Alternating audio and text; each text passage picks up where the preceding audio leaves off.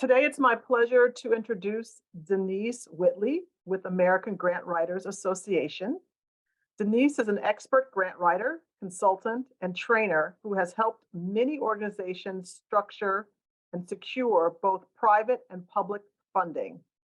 During this webinar, Denise will share insights and strategies on grant writing, including how to properly assess the notice of funding availability, how to be concise and effective with your proposal, and the importance of budgeting when applying for grant funding. Denise will answer questions following her presentation. If you have any, please enter them into the chat. They will be collected and addressed during the question and answer section. Now, please join me in welcoming Denise. Thank you, Ruth. I really appreciate being a part of this today, and I'm so glad that Danielle contacted the American Grant Writers Association, and I happened to be the one monitoring the emails that day. So this is a treat for me. I enjoy sharing what I know, and I enjoy learning from other people, and so I intend for this to be a learning experience for both of us. But yes, as you see on the screen, and my contact information will be last, and you can feel free to email me and tell me that you met me here, and I'd be happy to assist you with anything or questions you have after this presentation. I have my own grant writing company, and that's LDR ProSolutions there, and I've been a long time member of the American Grant Writers Association. In fact, I took my classes, my certification classes, that's what CGW stands for, Certified Grant Writer, through the American Grant Writers Association. And I've been very active with them. So we appreciate being approached by your group, Community Initiatives. And we can go to the next slide, Danielle, thank you. Okay, this is our agenda for today, and I think we'll get through it all with no problem. But taking it apart, understanding the notice of funding announcement, the eligibility, prioritizing your tasks and attention to detail, all of these are things that I've learned from doing federal, state, and county government grants. As you all know, it is quite different to approach a government entity for money than it is to approach a foundation or corporate sponsor for money. So the detail, the attention to detail with a federal grant opportunity changes everything. And I remember the first couple I wrote, oh boy, it was a nightmare, and they weren't that good.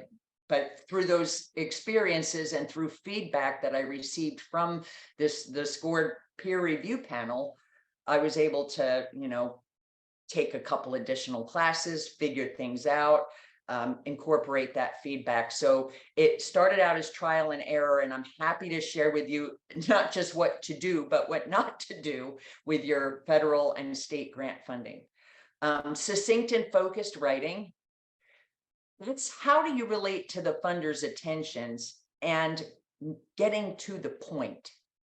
Then budget and cost principles, and we'll briefly go over those. Government budgets and federal budget preparation is quite, I want to say it's kind of a burdensome task, but I'll try to help you be able to see what you will need to do in the future for yourself to apply for these for your organization. Next slide. Okay. This is true. The painstaking process of knowing the NOFA, inside out and backwards, is worth the awards. I want to tell you that a lot of notices of funding opportunity are more than 100 pages long, and you really have to know it like the back of your hand. So one of the ways you can find federal grants that you might qualify for is to go on grants.gov. That's kind of the catch-all website that'll have all of the federal opportunities, even if you don't apply on grants.gov, because many of these funders, many of those departments, they have their own portals too. So even if you're not to apply there. All federal opportunities are on grants.gov, and I actually have an account with grants.gov, and all my clients that apply for federal grants are in there. I'm kind of linked to theirs and they're linked to mine, but you can just subscribe to grants.gov and receive a whole lot of NOFA information in your inbox every morning. Sometimes 50 to 100 grant opportunities will pop up so that you can see the basics of them. And if they're forecasted, or if they're open now, or if they have a due date, and just get it organized that way. But that's where you find these notices of funding announcement. You can also go to the Federal Register. Personally, I feel that the Federal Register notices, the way they publish them, it is everything that you find in a NOFA. However, it's more difficult to read because it's not broken down into those PDF sections that we readers like to have to help us keep focused. But that's where we're going in this next part, and you can give me the next slide. So eligibility. When you see a NOFA, and actually at the very end of this presentation, I'm going to show you some different examples of things we discussed, so I can actually show you how we break this down on paper. But eligibility, that is the key. A lot of organizations have approached me and said, we want to apply for this grant, can you help us? And they look at it, and on the face of it, it seems that they would qualify to apply for this. But a lot of the eligibility in the NOFA, the detailed eligibility, will make it clear if your organization is ready for this particular type of grant. And so you have to be sure that you have all the components listed in that eligibility section, because it's often, there's tribal organizations or nonprofits or city, county governments, that's fine. But when you read more detail in the NOFA, they may have financial requirements, or they may have service area requirements that you have to be serving in this capacity. Sometimes the summary doesn't tell the story, but the NOFA does. That's why I want to make sure to break it down and really check that eligibility section. And then you're going to set up a template for the application. I use Microsoft Word, but whatever your document software is, you would set up a template, taking each section of the NOFA and putting it, pretty much copy paste it into that document. And the reason you want to do that is when you're forming one of these narratives in the application, you leave the instructions there. And yeah, you're probably going to end up with hundreds of pages. But when you take all of that out at the end, at least you haven't missed anything. One of the key things for federal grants and for state grants is if they say they want you to address something, even if it's just 2 sentences, address it, because every part is heavily scored. So you set up a template. And what I do with my clients is I set up this template and then I put it on a timeline. I have a little project manager. I like to use those project managers, and I'll go, okay, if the grant is due this day, we need to have this section completed by, this section completed by, and I share that timeline with my client. And I give out assignments. Okay, this part is yours. This part is yours. I don't tell them they have to write it all. I just want them to give me the guidance. So one of the things about my position in grant writing is I'm not the subject matter expert. I work for workforce development and I work for an opera company. They're quite different. I know a little more about opera than I do workforce development, but I'm not a subject matter expert. I am relying on my clients to feed me that information. So I'll do assignments. In your case, for your organization, you would do assignments on your team. And then for each section of that application, you make the due date and plan to submit 5 days early. Now, I will tell you a horrifying story as to why I say 5 days. I was working on a grant application, a federal grant. It was the Department of Labor, and this was 2 years ago. And the worst thing that could have happened.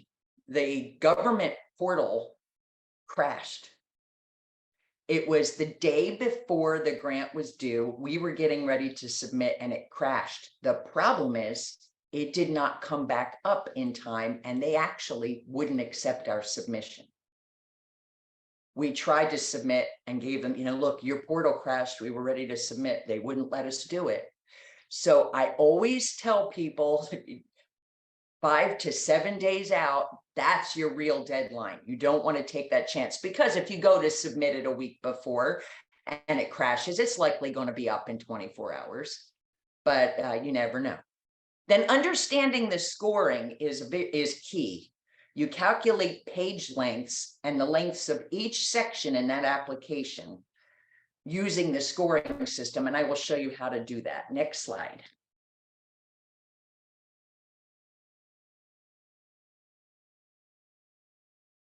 It doesn't want to cooperate. There we go.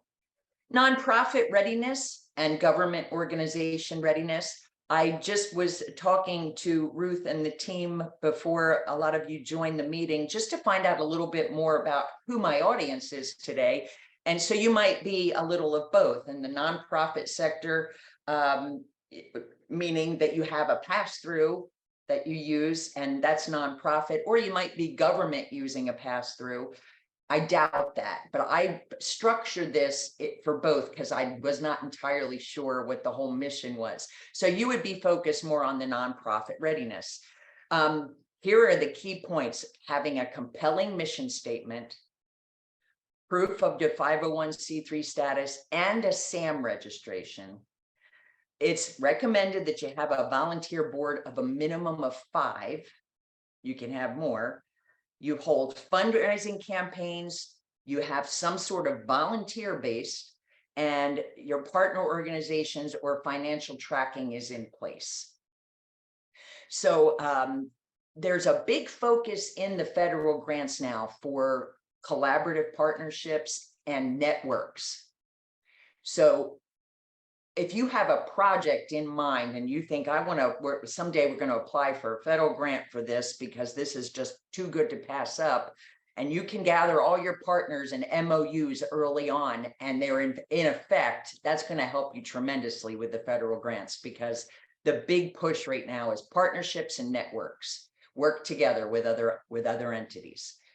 And then if you are affiliated in government, the big thing is understanding the Code of Federal Regulations and procurement standards.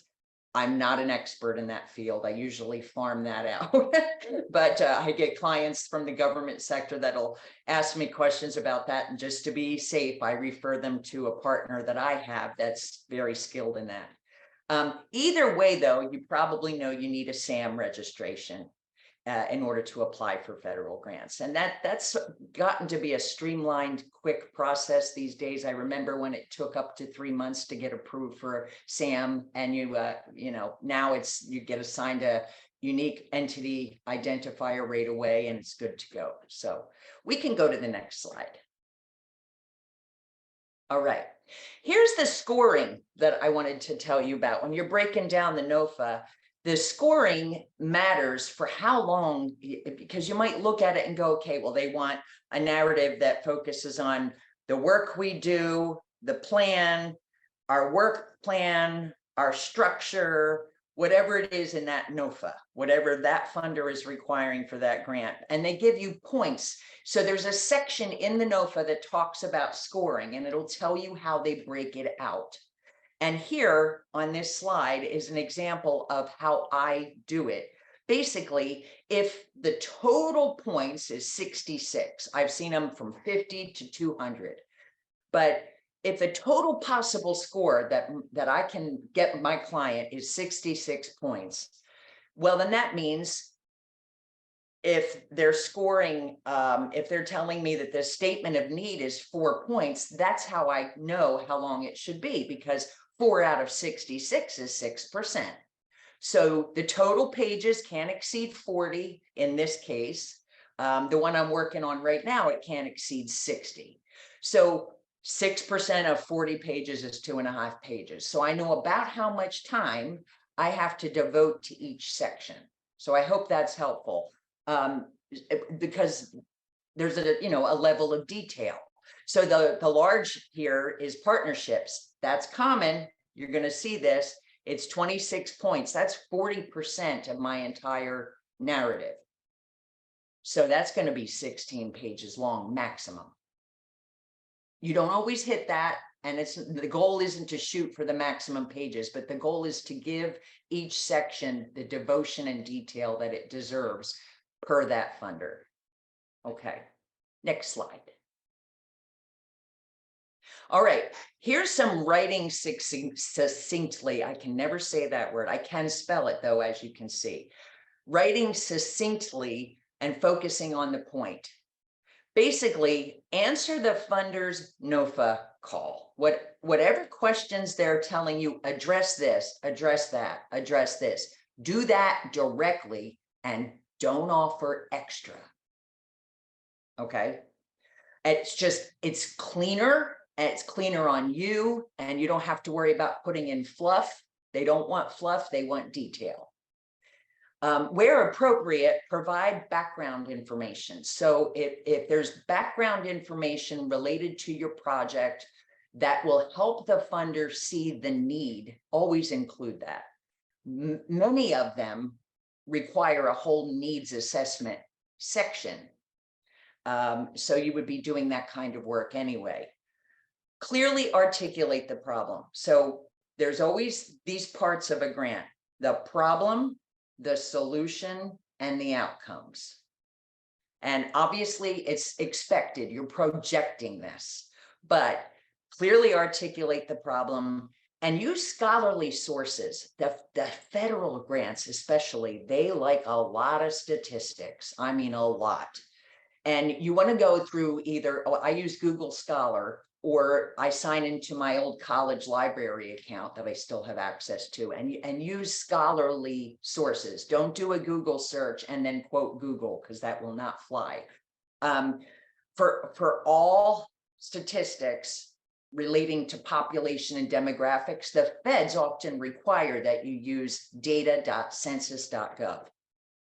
They require that. So check the NOFA, that would be in the NOFA, where they want you to pull your information. Certain funders, such as the health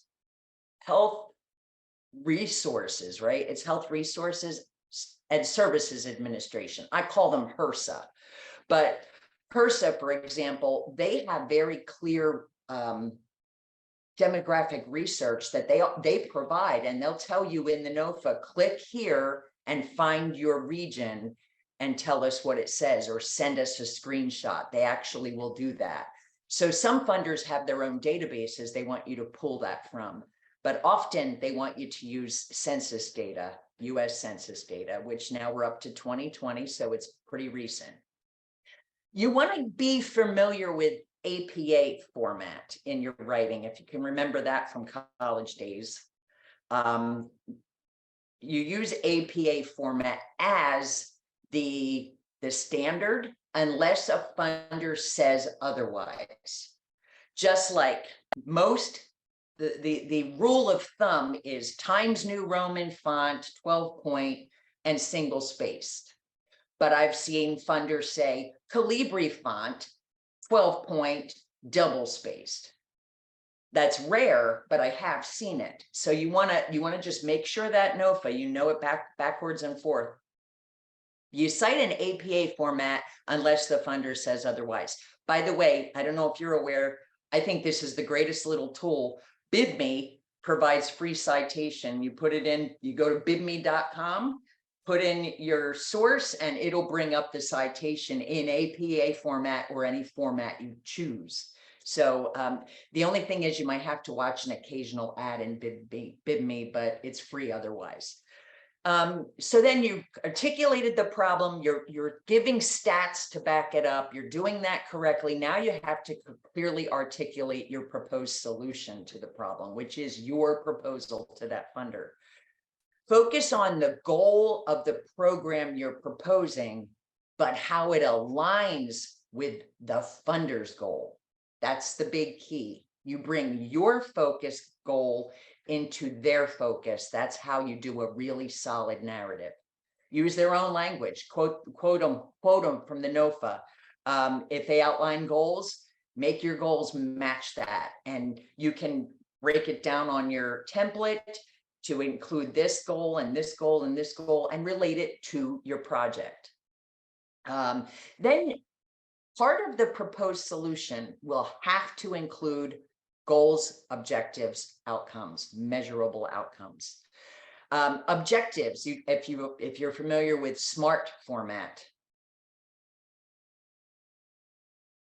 SMART, measurable, relevant, and time-bound.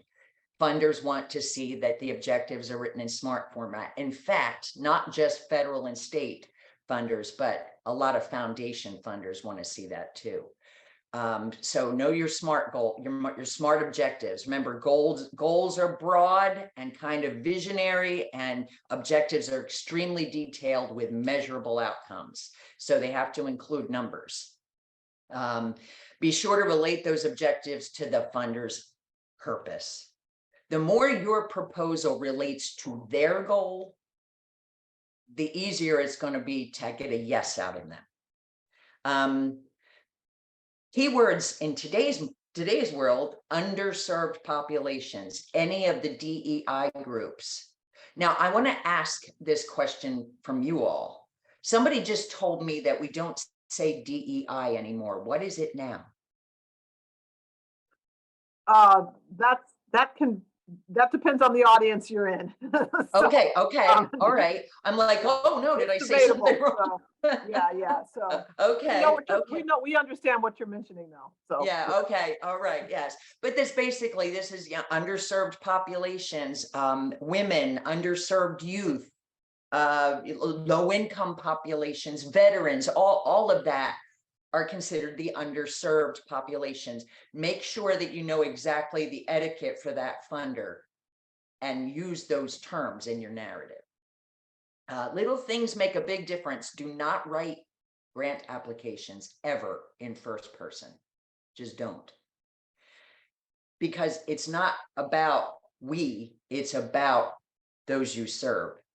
And your organization isn't a person, your organization is an organization. So use the third person tense. Formatting is often requested in a NOFA. Just pay attention: font name, font size, line spacing, all of that. Do exactly what they say. I have one grant, federal grant I'm working on now, where they want the page numbers and the heading at the top, and they tell you exactly what to call it. And then the other one, another funder, federal funder, wants it at the bottom, and they want the footers to have this information in bold type. So just know what their instructions say. Follow it to a T. And include charts. You can include data charts, bar graphs, all of that to back up your data. Absolutely, they like charts. Next slide. Budget detail. We're going to talk a little bit about setting up a federal budget, and I just want to check my time. How am I doing? I get excited and ramble. Don't let me do that. Okay, budget detail. Next slide. Okay, so first of all, there's eligible and ineligible costs. And this is broken down very clearly in these federal NOFAs. But before preparing a federal grant application budget, be sure to check the NOFA for what things you're allowed to request in a federal budget. Mostly the application packages you'll see from federal and state grants, they're broken down into the narrative portion, the budget portion, and then there's the mandatory forms. For example, you'll see the form SF424. That's the actual application that you fill out, where it gives your unique entity identifier, the grant number that you're seeking, all of the questions on that form that funder requires to be answered. And not all funders require all of them to be answered. You just want to put in the required, and they have the little red asterisk because they're required. Just the required information. Don't give them more than they want or than they need. But you'll see these mandatory forms, and then there's a form called the SF424A. That's a federal grant budget That's the template that they use. 424A. Those things are all downloadable from grants.gov. You can download the copy to your computer, share with your team and say, we got to fill this in and it's got to make sense. And that's where you start based on discussion. Base the budget only on the period of performance in that grant. So if they project, so they'll tell you in the NOFA anticipated to be, and they'll tell you what those period of performance dates are.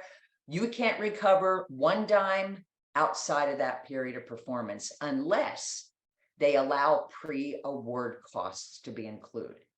Now, what does that mean? Well, for example, I'll give you an example. This just happened. I had a client that I'm working with on a federal grant, and they contracted with me, and I gave them a cost estimate to do this grant, and we signed everything. It was in writing. And don't you know, this particular FEMA grant allowed for pre-award costs for a grant writer. So that worked. So if they get awarded, we won't know for a while, but if they get awarded, they can recover that cost because that was the one pre-awarded cost that was allowed to be recovered. But any program activities or salaries, wages, anything like that outside of the period of performance is not going to be covered. Prepare the entire budget on an Excel spreadsheet. Very important if you're good in Excel. Now, I will be honest, I am not, but I have a guru expert on my team that gets me through that because I don't put those formulas in. I just, I don't get it. But if you are good with Excel, you make sure you have the whole budget out in Excel. Sometimes you need to use different tabs. If it's a 4-year grant, use one tab for year 1, another tab for year 2, and do all of those pieces that way. A lot of times funders will ask for the budget. They'll say this is a multi-year period of performance. However, you've got to fill out a new budget form every year, depending on how much funding is allotted. You may continue funding or you might get less the next year. So it depends on that NOFA, everything they put in there. So you'll know how to prepare the budget from that. Next slide. Okay. Don't deviate at all from the NOFA. If the NOFA calls it, let's say, maybe in common language, you and I might say project director, but they call it something else. Maybe they call it project administrator. When you're doing your budget, whatever the NOFA calls it, you call it the same and put them in that correct order. So if they have personnel first, personnel goes first. And then they have, indirect expenses last, that's where you put it. So organize your budget by the NOFA. Next slide. Okay, I'm going to take just a minute to talk about direct and modified, total direct and indirect, because this is confusing. I get this question so many times from other grant writers because it's confusing. So, and I learned by trial and error because I've messed up before. That's how you learn this stuff. But I mean, really, it's not that hard now that I actually understand it. But so you have direct costs, direct program costs, and then you have modified total direct costs. Now, not every funder will require an MTDC, a modified total direct cost. Some funders do require it, so you need to know how to do it both ways. But direct costs are basically as what everybody thinks they are. They can be directly tied to that program. They're direct expenses to the program. And then, you have your indirect expenses. That's the rent for the building and the electric and the internet and the things that contribute to your work, but they're not direct to the program.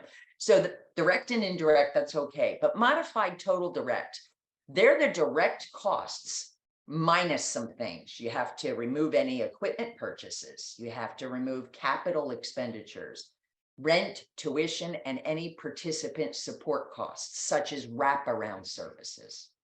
So if you have a Meals on Wheels program and you also provide transportation, those are support costs to the participant. They can't be counted in the MTDC.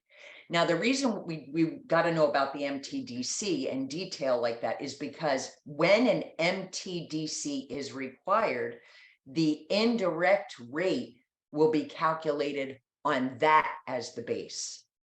So if you're using the de minimis rate of 10% indirect charges, and you're going to include those costs in your grant proposal, you'll have to calculate the modified total direct costs first, then multiply it by 10% or 25 if you have a negotiated rate.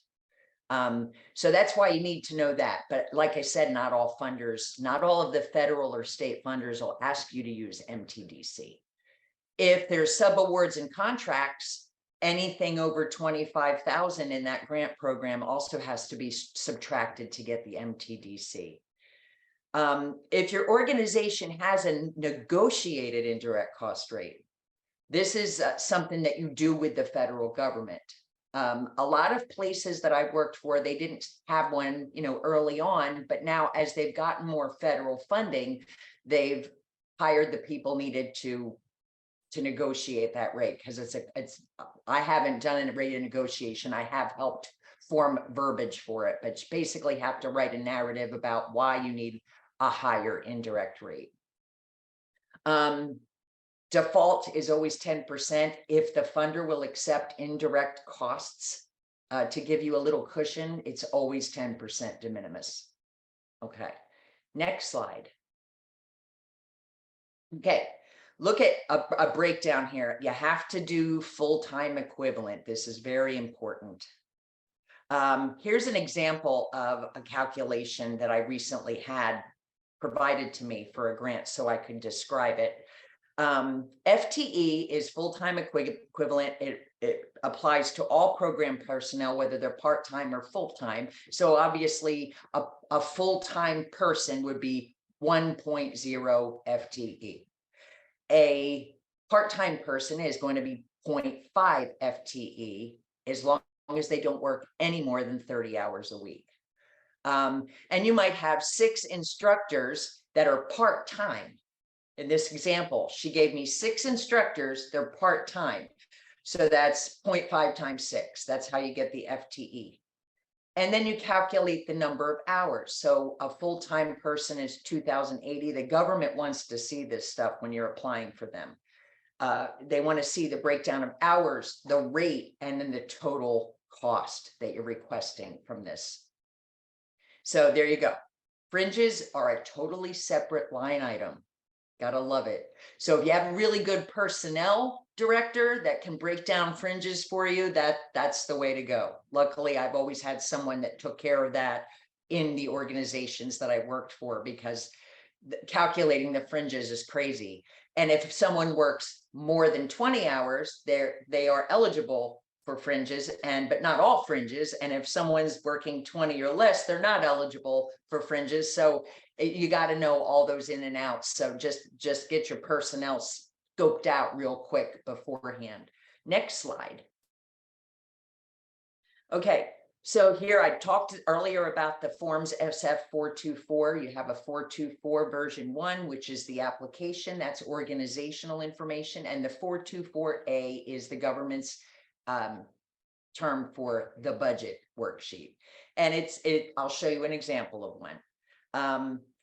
There's forecasted cash needs. This gets very challenging, and I won't have enough time to get this to you today. But if you end up applying for a grant and you get to forecasted cash needs in a budget and you need help, reach out to me and I'll help you break it down.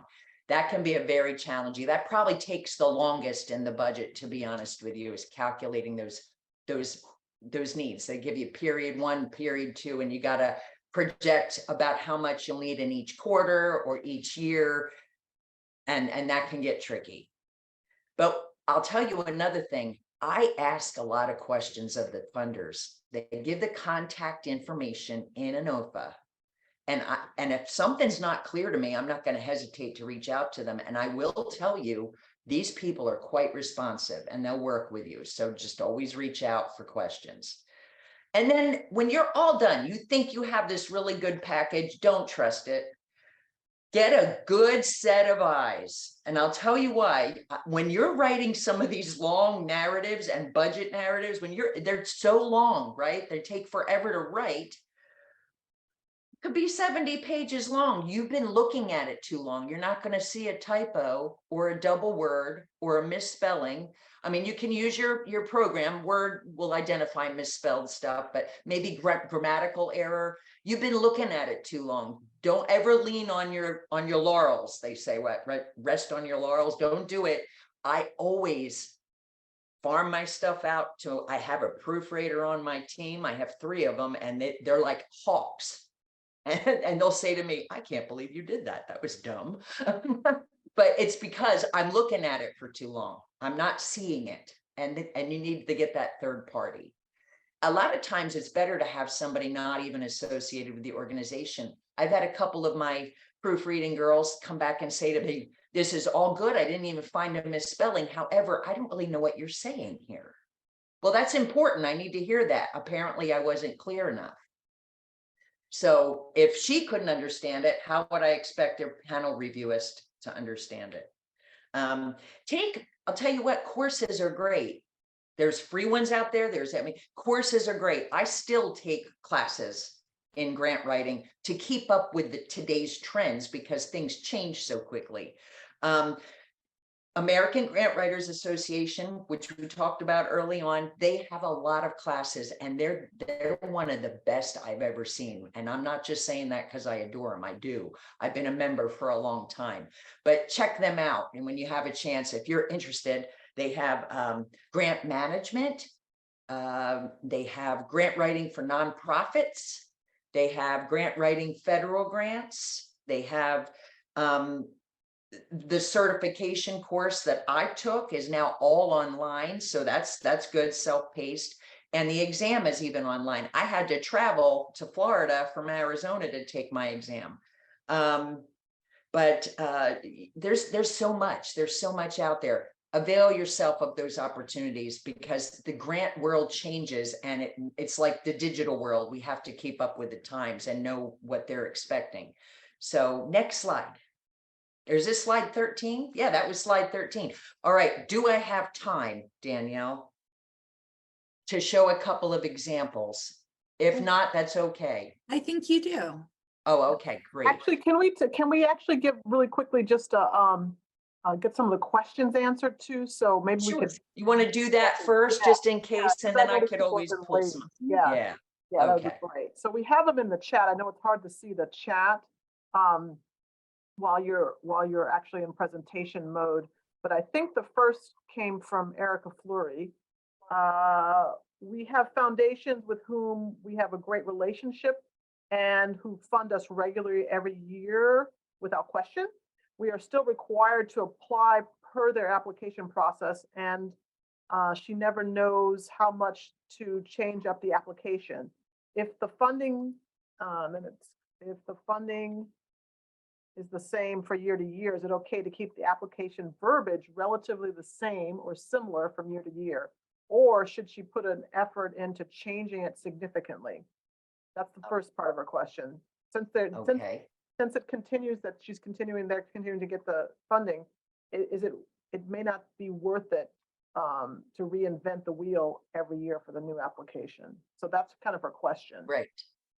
Right. And she makes a good point. You don't need to reinvent the wheel, especially with a funder that you have such a good relationship with that will give you that funding every year.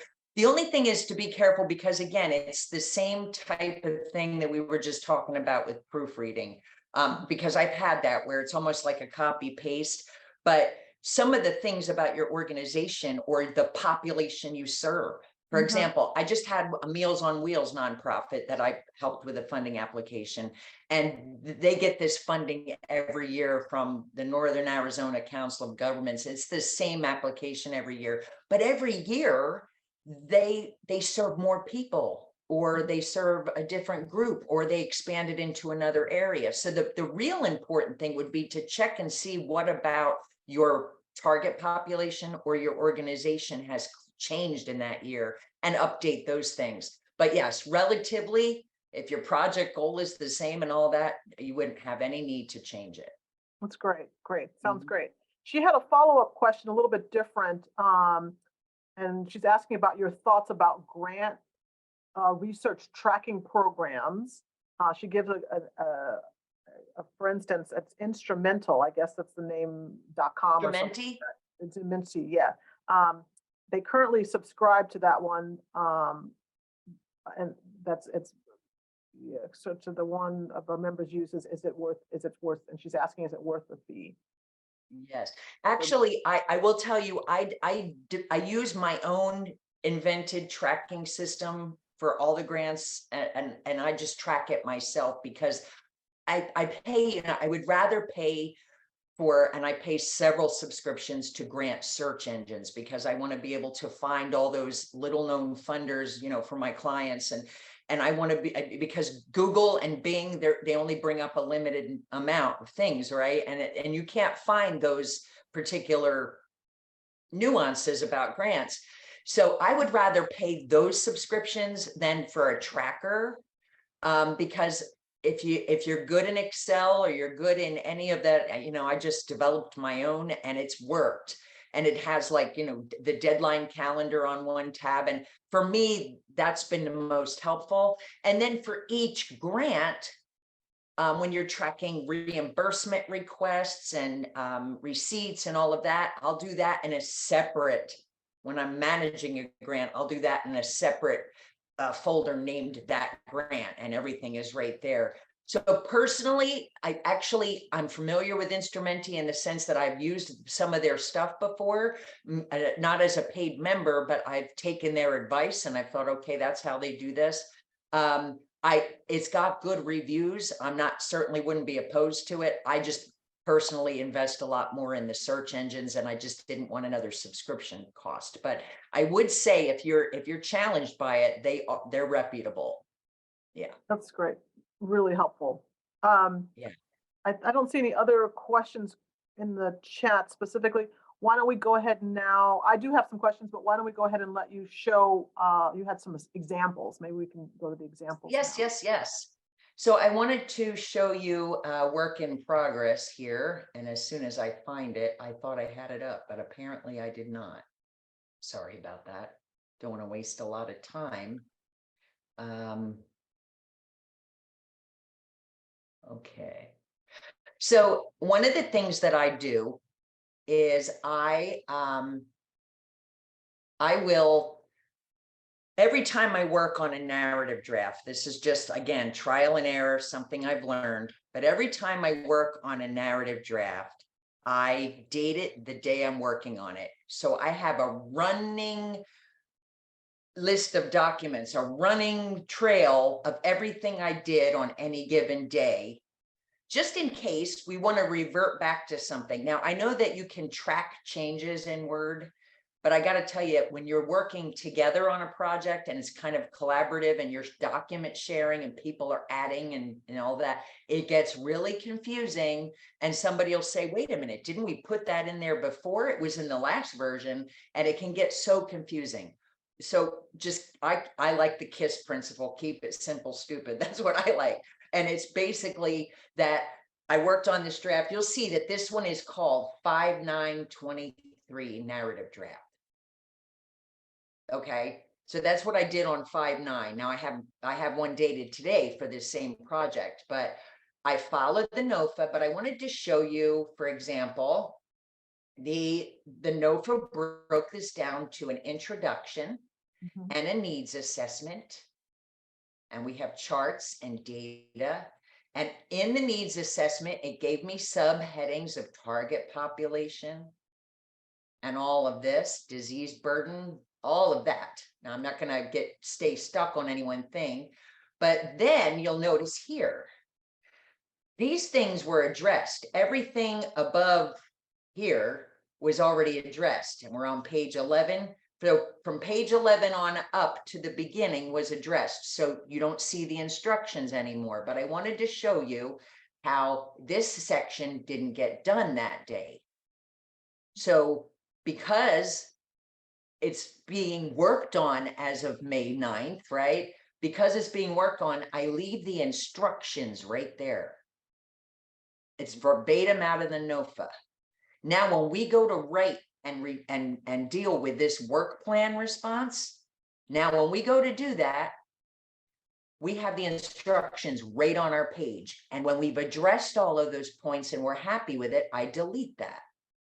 Now we're getting somewhere. I just wanted to show you how it's so much easier to structure it that way. That's one example. Then I wanted to show you let me stop sharing there. I wanted to show you some of these forms, these mandatory forms. Let me go here.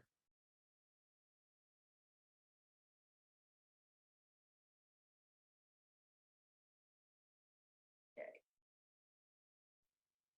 And they actually call it the federal SF-424 family. There's that many of them. I'm serious. I'm going to show you on my screen. This is a riot. It says SF-424 family. Wow. Individual, mandatory, yes. And they have every possible SF-424 here. Every possible 424. One of the things you absolutely need is the federal forms for applying for federal grants. Note that they only accept you opening them. You can only open them, let me rephrase that, with Adobe, and the newest version must be the newest version. You won't be able to open a government form without it. But here's a narrative form for the budget narrative. But I'll just, if I can show it to you, can you still see? Oops, Yeah. that's the narrative. No, that's not what I wanted. Here it is. I want the non-construct. Okay. All right. Here's what one of these forms looks like. Now, I'll tell you, you can use the form, the actual form in a PDF as your template and do the work on it. But I got to be honest with you, when you get into the grant application, you'll be filling this in on an online form. Okay. So this is kind of the worksheet, but you see how they break it down. This is your standard 424A budget form. And here's where the confusing part that I was telling you about, that I am happy to help anybody on this call with that forecast. Section D is the most tricky for most people. But this is what they look like. And then you'd have to do a whole narrative on everything you put here and upload the narrative separately. If there's any other example that I can show you based on the presentation, please let me know and I'll be glad to pull one up. Right. Thank you for that. That was really helpful. I have a couple of questions. And anybody has any other questions, you can raise your hand or somehow drop it in the chat, whatever works.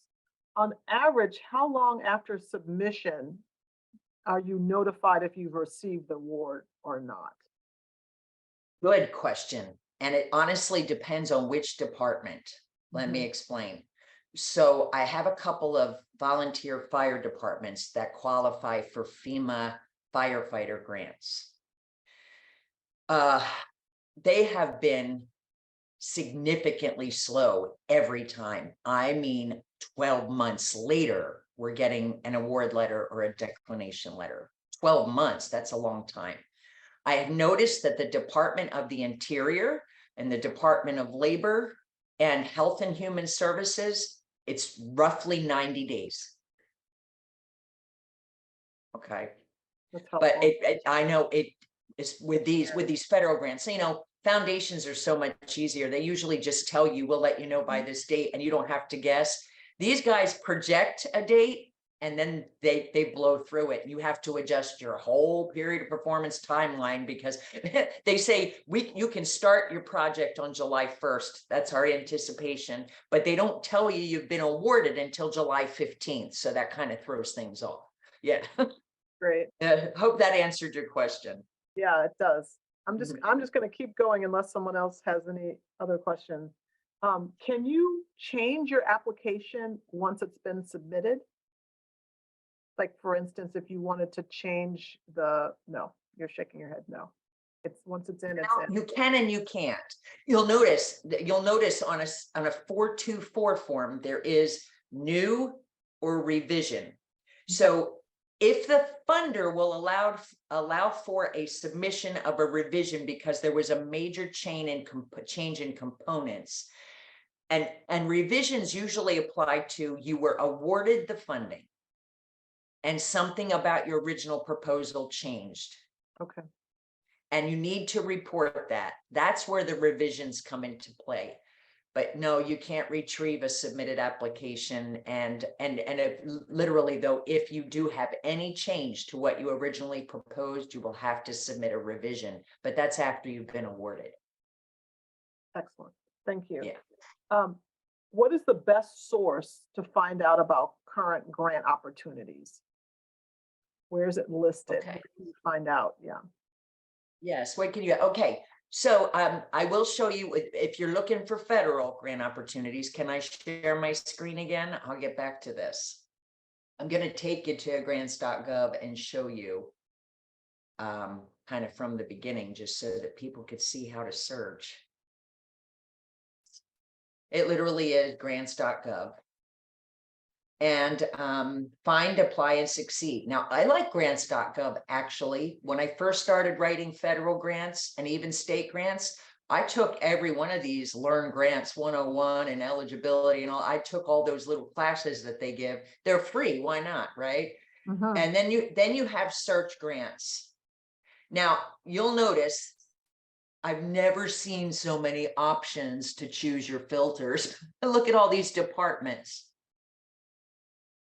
Every department. So you can click to all agencies, all categories, all eligibilities, which is what I did.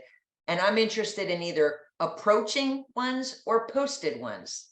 They're open now, or they're thinking they'll be open soon. And look what all it comes up. And you'll notice here, there's 116 pages of grants. So let's just click on one so you can see what happens. So this is all the information I would need to know. And it tells you brief eligibility, but this is not comprehensive. The NOFA will have it. Tells you the whole program description. It gives you the contact information and the email if you have questions, and often a phone number and a name. But then when I click on package, or not package, related documents, that's where it is. Here's the full announcement. This is the notice of funding announcement. And I would download this, and it's a zipped file because they're often very large, hundreds of pages sometimes. I've seen them as little as 25 and as great as 186. So I would download, and that NOFA is now my Bible for this grant. If that helps. Yep, that's very helpful. And then again, you know, for foundation funding and corporate sponsors, I highly recommend GrantStation. GrantStation.com. I love them. Now, as a member of the American Grant Writers Association, I get a discount on it. So I don't know what their full charge is. I pay $95 a year and it never leads me astray. But GrantStation is an amazing one for that tool. That's great. Thank you. I have one last question. I'm just looking if anybody else has any questions.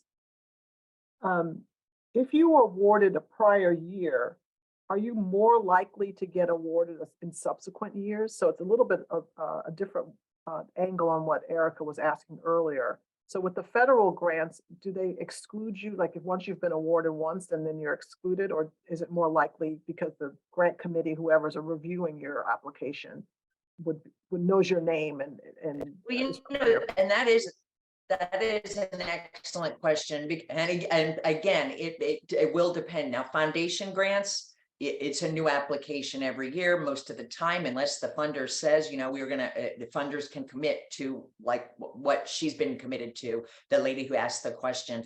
Pretty much, we want to fund you every year, but you have to resubmit an application. But with the feds, it don't matter. Although if you've been, for instance, if I'm applying for this grant for the hospital that I showed you my example for, they want the funding history. They wanted to know all about the previous grants, and what we just printed the list of awards that they've already gotten from that funder. They want to see the stability and okay. And then you know what they use that for? They're going to track and see if you did all the requirements for reporting and you handled and it was managed correctly. That's part of their decision-making process. But it's not more likely, I wouldn't say more likely, unless you have a really great track record with them. That's when it would make the difference. But no, I wouldn't call it more likely. It's just if it's managed correctly, it does stand out as a good score. Did that help? Yeah, that's great. No, it's excellent. Exactly what I needed to know. Thank you. Mhm. All right, so anybody else have any questions? Otherwise, There's one more, Ruth, Okay. from Oscar. Okay, how much feedback do applicants, thanks, Danielle, how much feedback do applicants receive for rejected federal grant applications? Oh, yeah, you know what? I will tell you, I'm impressed, and the feds have gotten so much better about that, every department. So if you get a letter of declination, it'll also offer you, and it comes in an email and sometimes in a hard copy, but usually it's in an email to whoever the contact for that grant is, for that organization. And it'll tell you, click here to schedule your post-review call. And they will meet with you. They're amazing. I love when they do that. And they would tell you where you scored high and exactly what went wrong and what you need to do better next time. So you know what?